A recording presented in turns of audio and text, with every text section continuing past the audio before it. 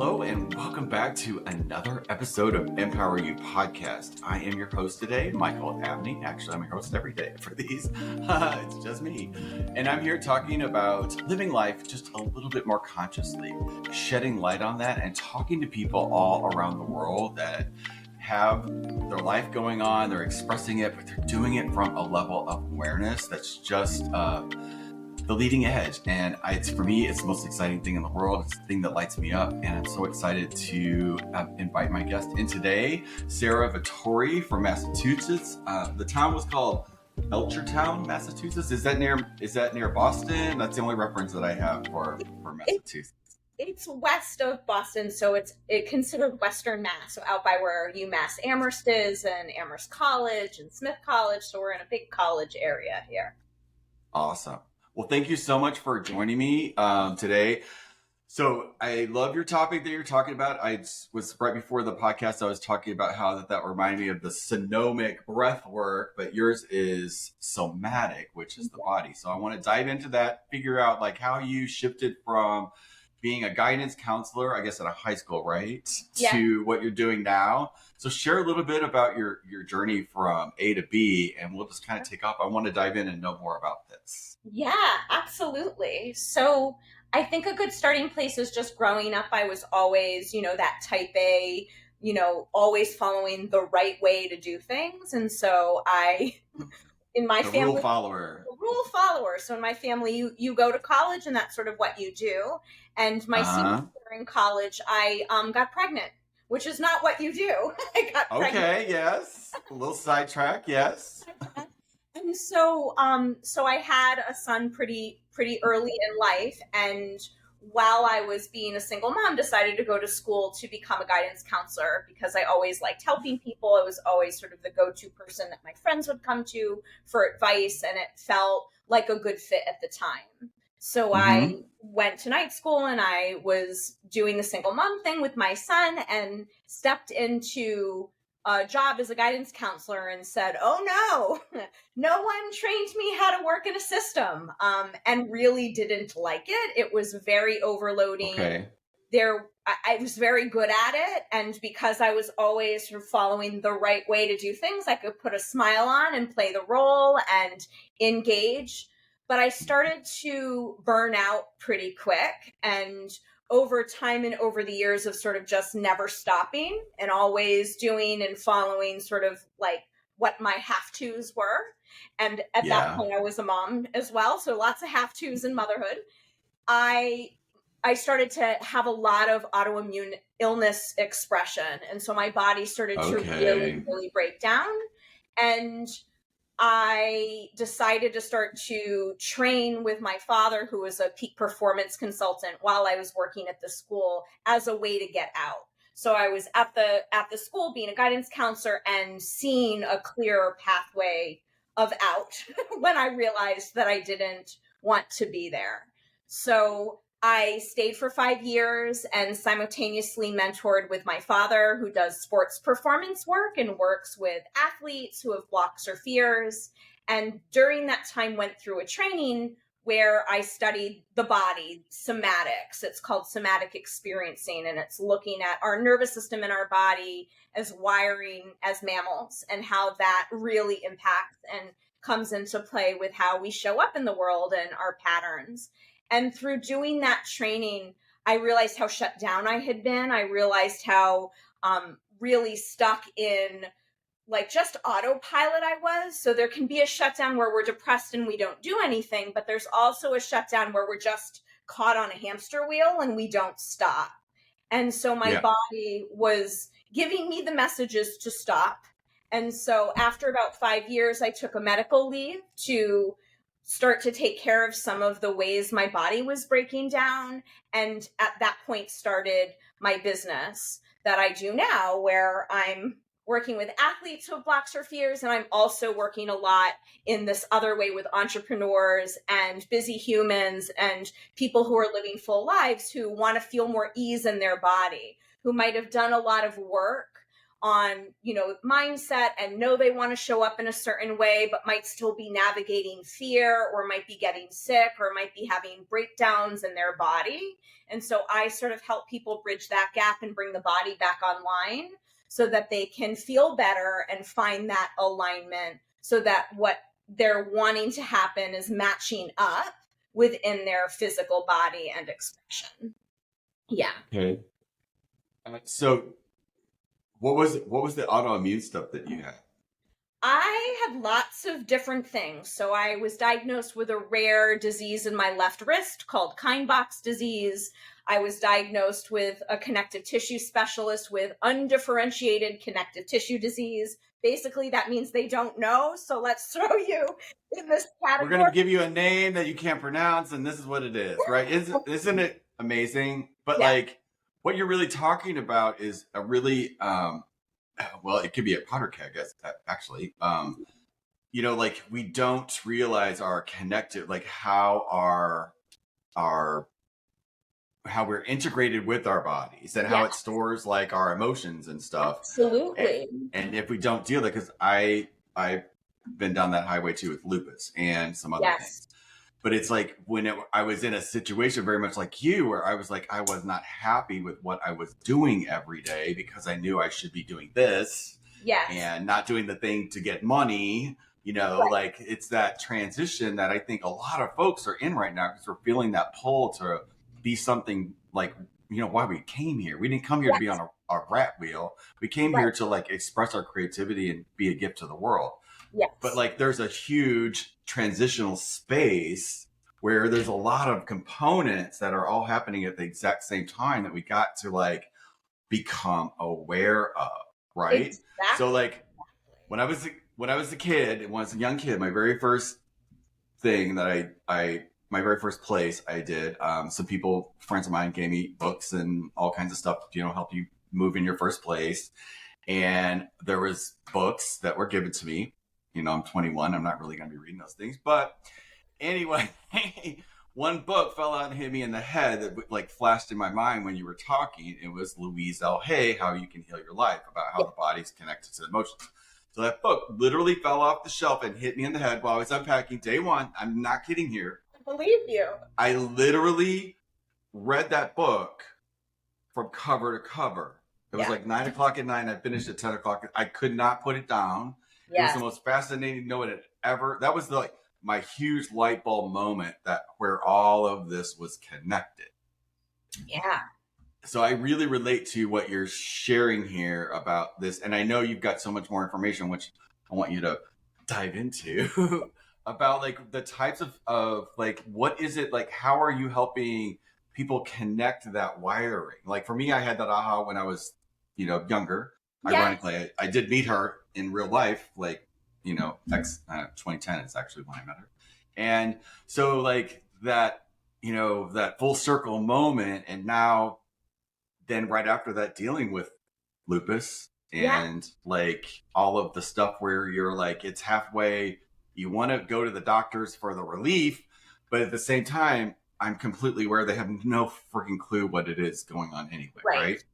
So it's this weird space that human beings are in right now. Absolutely. And we look for authority to tell us sort of like what's wrong and what to do and how to fix it. And what happened for me, and I'm sure similar for you on your journey or anyone listening who's dealing with medical issues, is that nothing's connected. So my wrist isn't connected to my back, which isn't connected to the connective tissue, which isn't connected to the, the intimacy, like kind of stuff that I was having going on. Like, and of course everything's connected. And so everything's connected.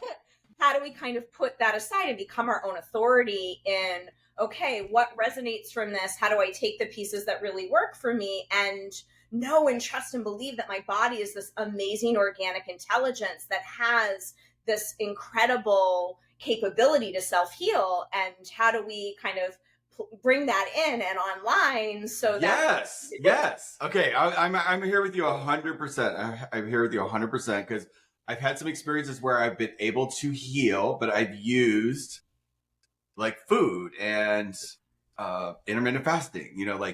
I learned a couple of years ago that when you stop eating, your body just heals itself, like by magic. like when it's not trying to get rid of all the poisons that we put into it, it heals itself. Yeah. But like, I never gave it any space. I never knew to give it any space. So like, what's your take on that?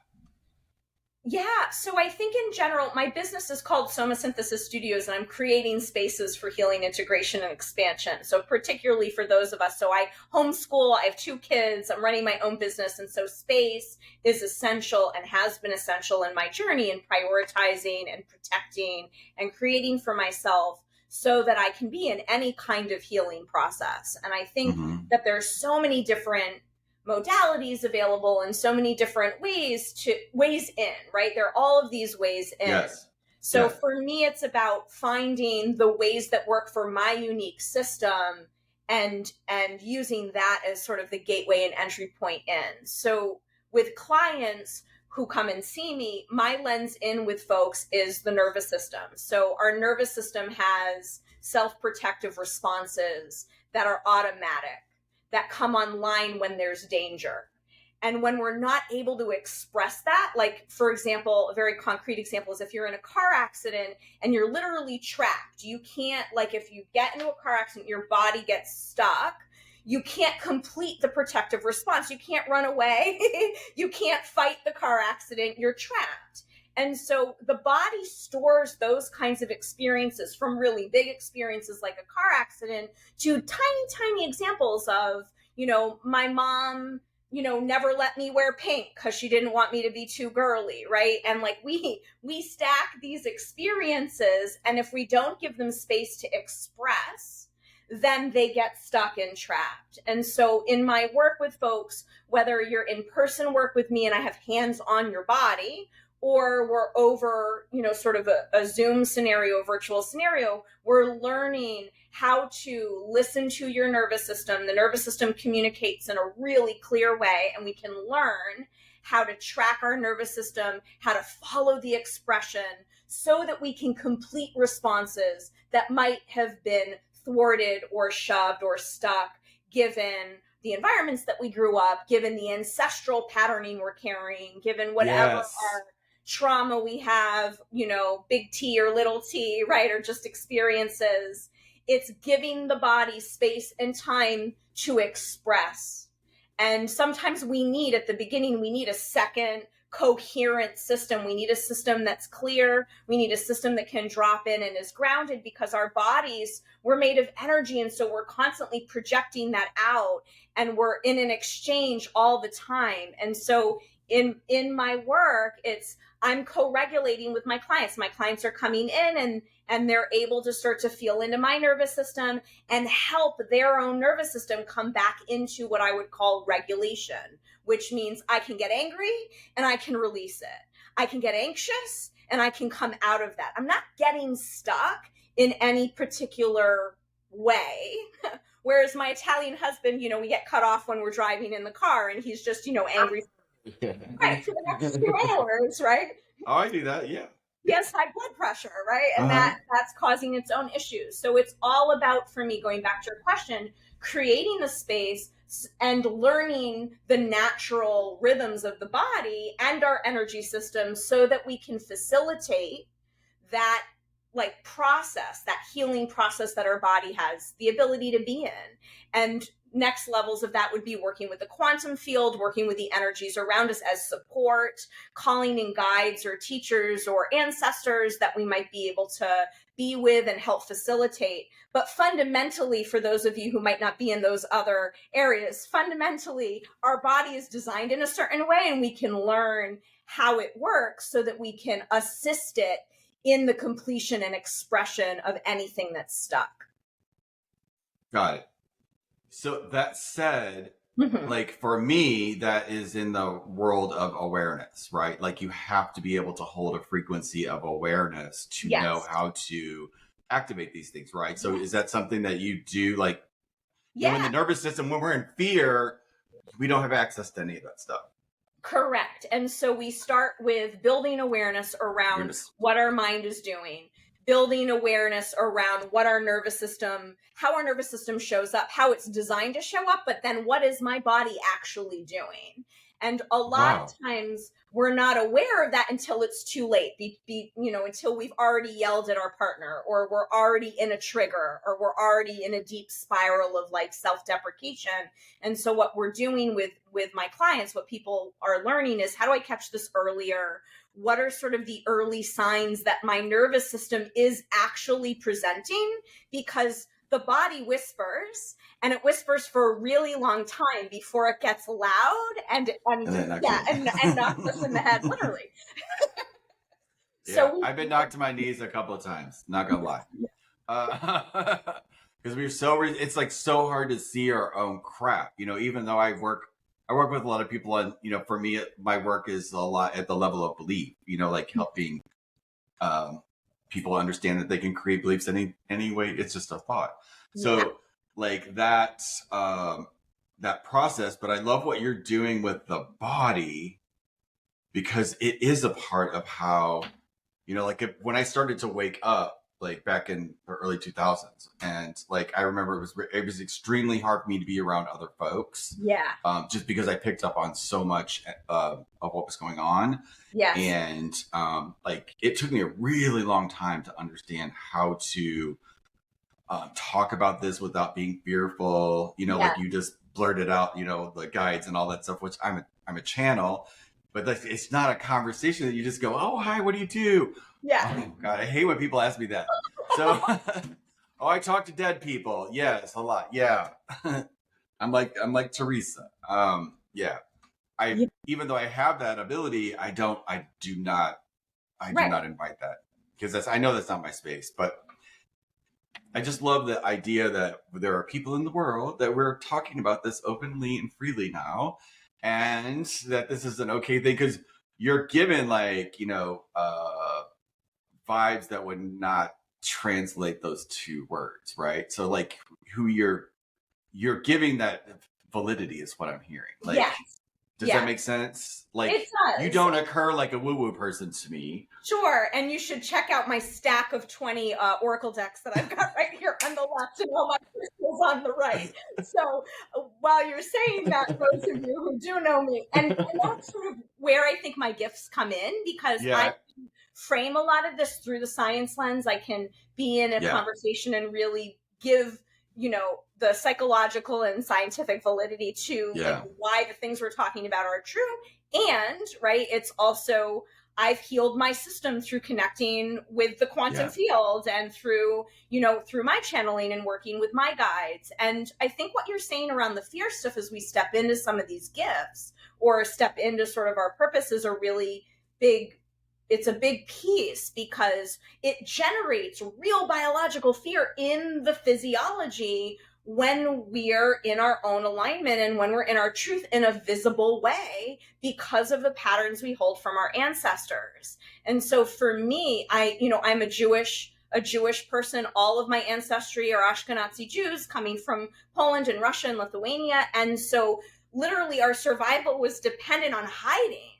And so I've had to, like historically. So for me to be visible and to talk about this stuff, to talk about any of it and be in the world, generates real fear in my body. So I've had to learn how to work with that, how to clear that. And that's why people who come and see me say a lot, like, I've done so much work. I know that I'm fine. I know that I want to be doing this in the world, but my body keeps like freaking out before I am speaking in front of a big group of people, or like I throw up before I go on stage, or I'm really fine until after the workshop and then I'm sick for a week, right? And so how do we help our bodies line up now, given the state and time that we're living in now, line up so that we can be in our gifts? Our ancestors didn't work as hard as they did so that we cower in fear right now. They did what they did so that we can be showing bloom, yeah, up, yeah, yeah, in our yeah. truth and our bigness.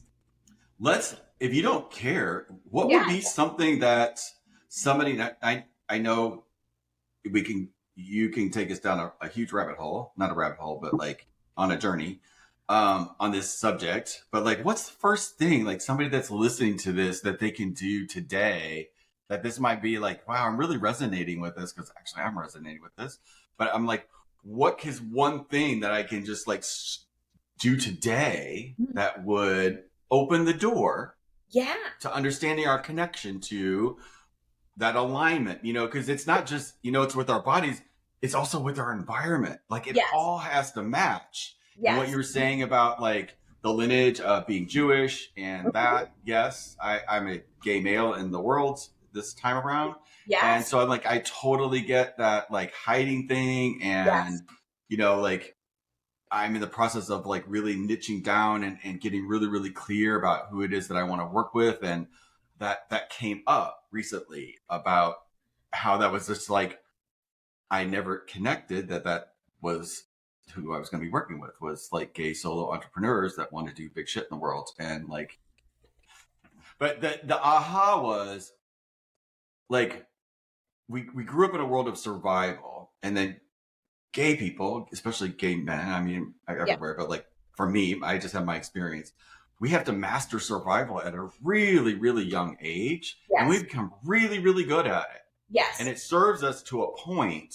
It's like our winning formula. Like how I would do anything in the world, I was like, just had to get somebody to tell me that I couldn't do it. And if they did that, check. It was done. Like without like, it just happened.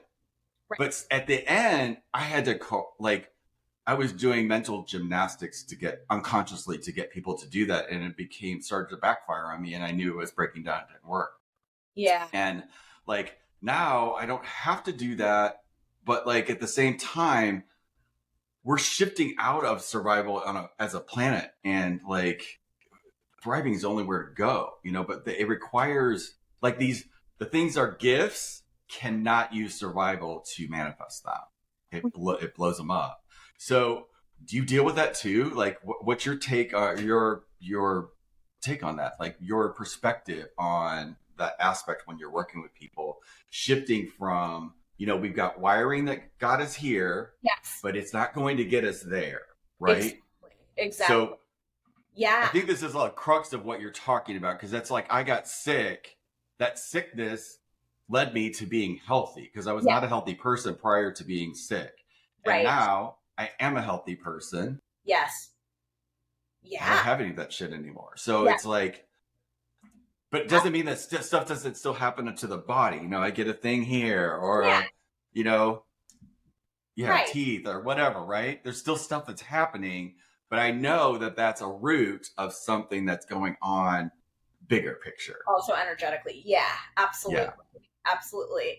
And so what I really work on with clients is because we are so stuck in our heads and we're trained, particularly if, listeners are from the US, like we're praised for our thinking. It's the only thing that's focused on in school, like, memorizing facts and all of those things. So starting to bring the body online and recognizing and learning when you are most centered, when you are most yourself, what does that feel like?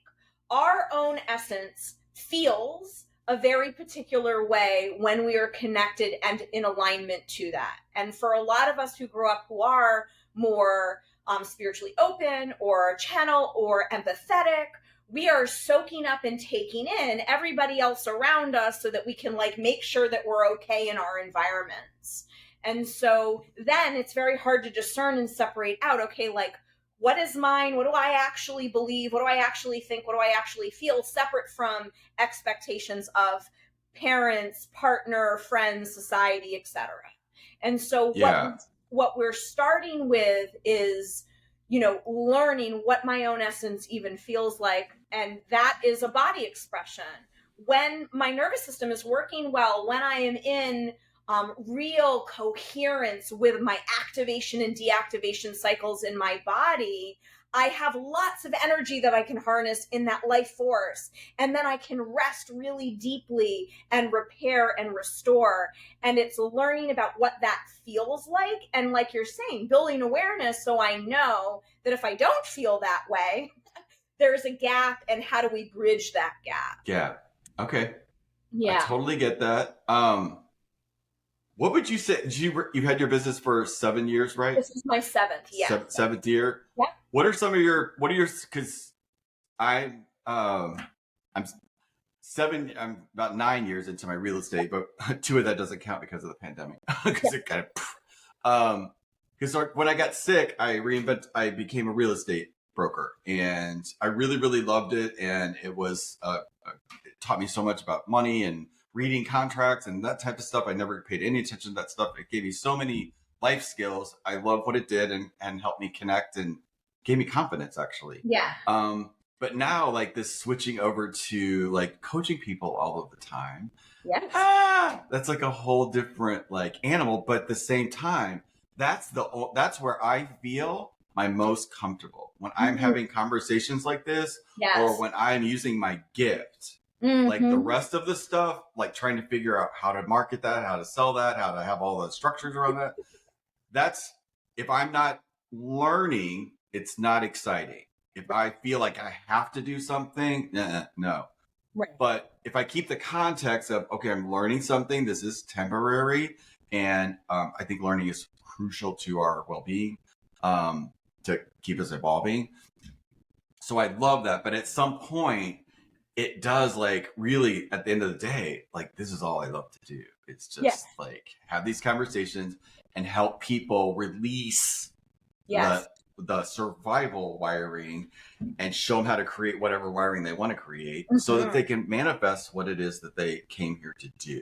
Yes. Love right. that. So like that is my whole thing in life. That's what gives me that balance. Plus I'm a Libra, so it's like I have to have that. But when I'm turned like that full on, there is the opposite of that, like, after 6 or 7 o'clock, everything goes off and I have to be still, just like I am in the morning with meditation. Like I don't want to talk to nobody.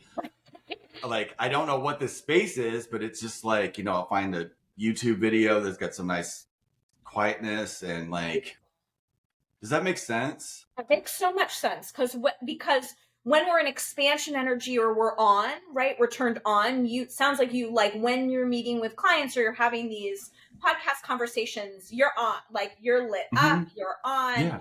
That's activation energy. That's healthy activation energy. And so we always, in that expansion, there's a contraction. And so it sounds like you build in naturally for yourself these contraction spaces where at the end of the day, you get to decompress, you get to turn off the senses that have been turned on all day, you get to shut those down and be in the recharge. You're creating the space to be in the recharge. The problem becomes when we're not creating those spaces. So someone who does that and then move, like what I used to do is I get home from work and then I'm moving into cooking dinner and I'm moving into doing 9 loads of laundry. And then it's 1 o'clock in the morning and I was working on letters of recommendation, and then I'm sleeping and I get up and do it again. And then I'm not creating those spaces. Right. Yeah. And so the spaces to decompress, to come down, to unwind are essential.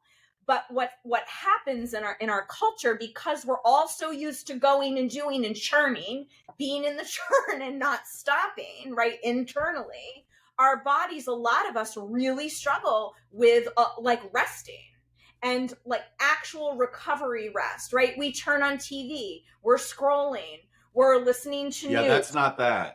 I've had to stop all of that. I can't stand it anymore. Yeah. I cannot stand it anymore. I haven't posted in like a month. It's been the best thing I've ever done. I realize it doesn't freaking work anyway, but I'm grateful for the time that I learned how to write. I am grateful for that. Yes. But like, as far as like connecting, it doesn't really work. It's too much. And so it's finding the other part of what I'm doing with folks is helping them learn how to like actually let their bodies start to rest and come out of the heightened expression, right? The stress response that we're in a lot of the time. Yeah. And a lot of people use meditation or breathing techniques, which are great. I use a modality called the MELT method.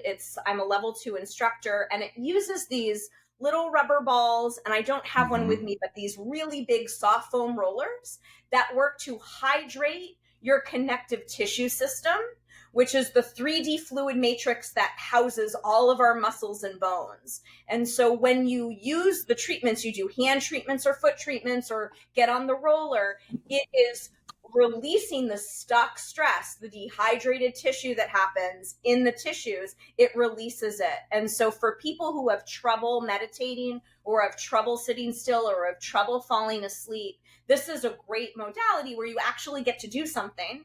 And then it helps bring your nervous system down into that nice parasympathetic response, which is the opposite of the expression, right? We need that parasympathetic response in the nervous system to rest, to digest our food, to sleep really deeply, to heal.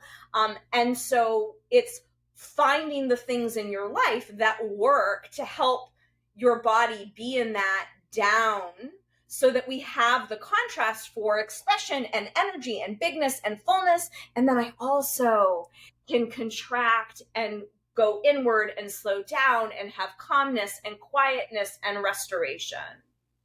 Do you use the like the rhythm of the day? Like, so I get up really kind of early. I was just on vacation last week, so it was like I'm literally, I'm having to retrain myself to get back to the 5 a.m. thing.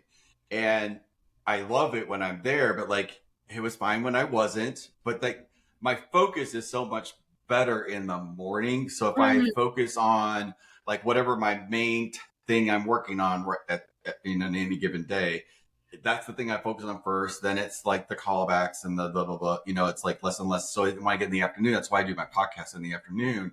So I'm like, I'm done with all of that. And then after this, I can do some reading or meditating, or not meditating, but reading, or it's basically reading.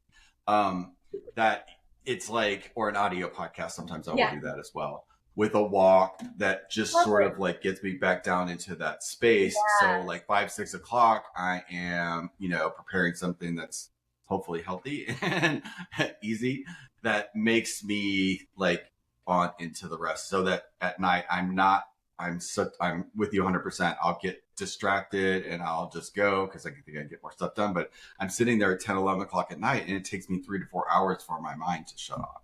And so like I learned a long time ago I can't do that. So do you use that as well, like in your practice, as far as like helping people like utilizing the natural rhythm of our day? Yeah. And I think too, it's learning within our own cycle, right? Or within the bigger cycle, it's finding our unique cycle within that cycle. So for some people, it's afternoon where they find themselves most productive, and they might do, have that morning time, to do other pieces. And then in the afternoon, that's when they focus on their, the big important piece. So it's learning for yourself and building the awareness around, where do I thrive? Where do I get the most energy? What time is that? So for me, because I'm still like on a bleeding cycle, like I have natural built-in days as a female body that bleeds where I rest. Those days when I'm scheduled to have my period, I block off. And that's my built-in rest. And I'm like really making sure I'm not seeing a lot of clients. And so finding like I have my monthly rhythms, I have my weekly rhythms that I'm in, and then day to day, I'm sort of connected with my body and assessing for myself, what makes the most sense given my homeschool schedule, given my work schedule. And so for every person, it's learning what is your cycle, like what is the rhythm that works best for you within sort of the larger cycles that we're holding. And then we have seasonal cycles and the moon cycles and all of these different, all kinds of cycles, right? And so it's, finding and syncing to your own unique cycle within these larger cycles that we're kind of dancing with. I love it. And then there's the food, like, because I only eat in these certain windows. And yes, all of it's like, it's inside and out, and it's all got to mash. And there's like all sorts of ways but those are the pieces. Like that's the canvas that we're working on to create the most empowering experience that we can like have in life is playing with that and finding out what works, what doesn't work, so that when we're moving down the road, because it doesn't stay that way, and we know what pieces to adjust as we move forward because we're connected. Right. Exactly. And listening to those whispers as things shift and change when other little flags come out. I found myself the first 2 years of my business, I fell right back into my same overworking pattern. People were seeing my worth. they were inviting me to do things. I said yes to everything. And there I was. I burnt myself out again. And so it was like, I spent the second 2 years letting go of all the things that I had said yes to. So it's very funny how our bodies kind of like, when they're familiar cycles, we like kind of like find ourselves back in there. And so it's learning to notice those subtle shifts so that we then can make, the changes or the choices that allow us to be serving ourselves at that highest frequency and level. I love it. One more thing before we go. I know Sure. This could be a big subject too, but like I know a lot of people like us that are, anybody that's starting something new that they're being called to do. It's like a knowing, you're supposed to do it, but like there's this part of us and that feels like an imposter. That's energy of like, who am I to be doing this? I did this, I grew up in the country. Like, who's this country kid, like trying to do all of this stuff in the world? Like and I'm still honestly in process of it. I still feel it sometimes. I plow right through it. But it's like, what's your take on your viewpoint on that? Like, how is that impact your clients or because it could be a huge stop. Like what's underneath that for you?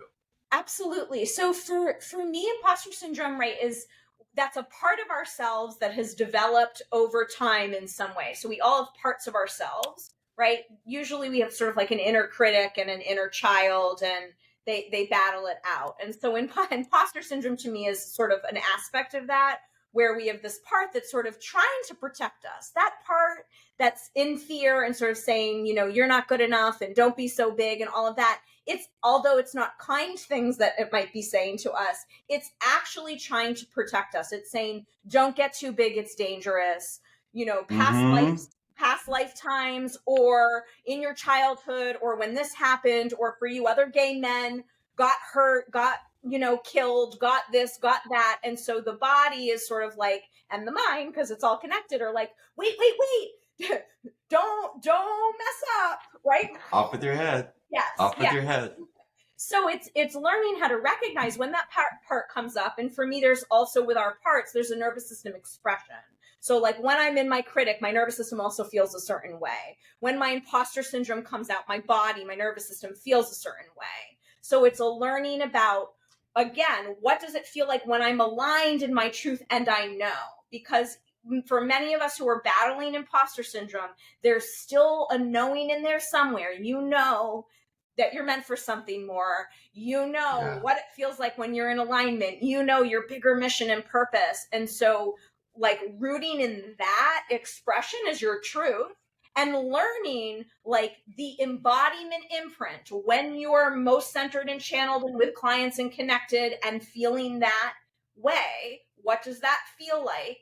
And so when imposter syndrome comes up, we can work with nervous system tools to release the fear, to recognize that it's not present day, to be navigating that and clearing that, and then activating, calling in, being in that alignment and frequency of what your most confident self feels like, or what your alignment feels like, or your center, however you want to look at that. Yeah. But it's a huge thing that comes up all the time. All the time. That's why I really that's why I wanted to talk about it just a little bit. Thank you for your insight on that, because it's like it is connected to our wiring that's inside of us, that it actually makes it feel more real, even though it's just a response, Like you tap on the gas and you go forward, you put on the brakes and it stops. But it's like we forget that, and it just feels like it's hard to process all the information that's coming at us, through us all the time from outside sources, let alone the one that we need to be connected to the most, right? Absolutely. And we get so hooked in believing the thoughts that we have, right? Yes. And our thoughts are not true. It's just brainwave activity, and no one teaches us this. And then we have one thought, and then we're making up this big story that's then centered around that one thought, and it's not even true. And so for a lot of times when I'm we make them true. Right, so we make it true, absolutely. Yeah. Right, but the starting point with imposter syndrome is like when we have those negative thoughts, that initial question is that true? Is that really true? Right? Like, what is that a fact? right? Because 99% of the time it's not. It's based on a fear or a worry or a comment somebody else has made that we're then internalizing and thinking is true. So that's really the starting point, is like, how do we start to separate out? We are not our thoughts. We have thoughts, but we are not them. And so we're going to need to disidentify from that imposter syndrome part, right? So we can put her, him, they over here and be in sort of what you know to be actually true when we get to your core belief. Yeah. Yeah. Most of our thoughts are not even ours. They're like we're picking them up from other people and we don't even know it. Yeah, absolutely. Yeah, for sure. That's why it's so important to be really conscious about who you surround yourself with. Like, exactly. It's so incredibly important. And if it's somebody that doesn't feel right, it doesn't mean that it's a bad, I used to have so much guilt about, oh, I can't be around that person, or I got to be around that, right. Yeah, no, we don't. Actually, we don't. They're going to be just fine, and you're going to be just fine. And that space helps create the level of discernment that you have to have to be in the world, actually. Exactly. And I think who we're spending time with is essential. And then also what we're listening and watching to things. Yes. Not tell you. Yes. What the amount of clients that come through that are like, I'm really depressed. And, and we're like kind of ironing it out and looking at and they're in the middle of watching the most depressing Netflix show that is like 12 seasons. It's like, you have to stop watching that. Like, this is where it's coming from. What we see, what we're taking in auditorily, our body interprets as if it's happening to us or it's a part of us. It's why we can be emotionally connected to TV shows and characters or the news and the things that are going on. That's like a TV show now too. Like, it's produced. It's like, it's not like, it's just, it's literally designed to keep you, like that. So it's like, right. Yeah. Right. And so we have to work extra hard, right? Like, to protect our spaces, to protect our mental health and our body's health and our emotional health and well-being with what we're listening to, what we're watching, who we're spending time with. Yeah. Well, it's been such a pleasure. I could literally keep going forever. Or try to keep these around like 30 to 40 minutes. Yeah. So I think this is a really great place to land the plane today. So if somebody wants to know more information, I will put your information in the description box below wherever this travels. And so people can get a hold of you and find out more about how you can help them. And I so appreciate you being here today. Is there anything like a takeaway or something that you just want to kind of share to be complete with this podcast? Yeah. Last thing that I'll just add is that change is possible. I think sometimes we think we're really stuck one way, or I always think this way, or I'm always going to feel this way. And it can keep us just really stuck further in not changing. And, I'm an example of someone who's completely rewired her nervous system and brain and body to be able to show up and be in my service in the world in a really big way. And that, I'm literally two different people than I was for the first 30 years of my life. People that find me now, it's, it can't even believe it. I'm just so different. So we have this amazing organic intelligence of our body, of our energy, of the field that we're living in, the quantum nature of the cosmos. And so, change is possible, and really being able to rewire and repattern is the way that we can really find that truth and that expression. Yeah. Thank you so much for that. You guys listening today, I know you got value out of this, because if you've listened to this all the way through, you're connected to understanding that there's more going on than what we're thinking, how it's connected to our bodies and related to our spaces around us. And the more information you have, if you want to know something, just call it in. Just ask the universe to bring it in, bring you the right people, the right information at the right time. And I swear, it will totally do it. But for now, exactly. But for now, we will see you guys on the next one. Thanks for stopping by. We'll see you later. Bye-bye.